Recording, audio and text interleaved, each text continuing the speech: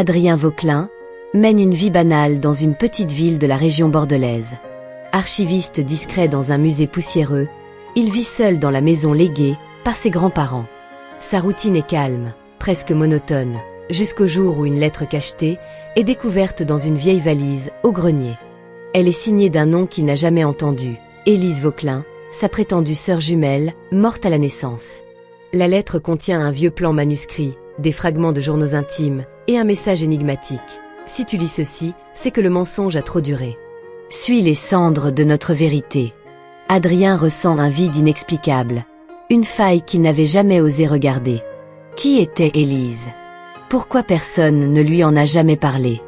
Pris de vertige, Adrien tente d'ignorer la lettre. Il la range, essaie de se convaincre qu'il s'agit d'un canular, d'un délire de vieil ancêtre. Mais les cauchemars commencent. Une voix dans ses rêves murmure « Tu n'étais pas censé vivre ». Il rencontre par hasard une ancienne amie de sa grand-mère, Mireille, une femme au regard ciselé par les secrets. Elle lui révèle que sa famille était autrefois au cœur d'un scandale étouffé, disparition d'enfants, falsification d'actes de naissance, pacte de silence.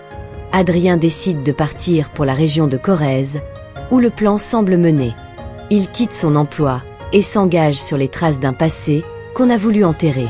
Ce qu'il découvre, un orphelinat abandonné, une chambre murée, et à l'intérieur, un journal d'Élise.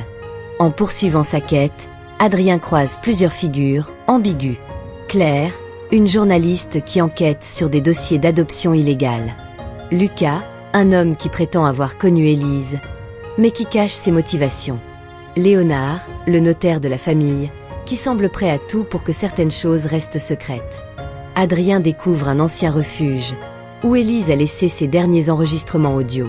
Elle parle d'expériences médicales menées dans un centre psychiatrique par leur propre père. Il apprend la vérité, il n'est pas le fils biologique des Vauquelin. Il a été échangé à la naissance pour sauver l'honneur d'une famille impliquée dans un scandale politique. Élise était bien sa sœur, et elle a été internée de force pour avoir tenté de tout révéler. Au plus bas, Adrien reçoit un enregistrement où Élise dit « Ce n'est pas ta faute. Mais c'est ton tour de briser le cycle ». Il trouve une boîte contenant des documents prouvant l'existence d'un réseau d'adoption clandestine. Il les remet à Claire, la journaliste. Il revient à Bordeaux, les médias s'emparent de l'affaire. La famille Vauquelin est déchue. Adrien, dévasté mais libre, décide de publier un livre, L'héritage du mensonge.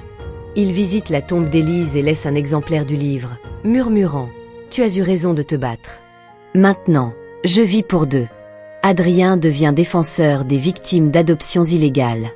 Il n'a pas trouvé la paix, mais il a trouvé un but. Son héritage n'est plus un mensonge, c'est une vérité, offerte au monde.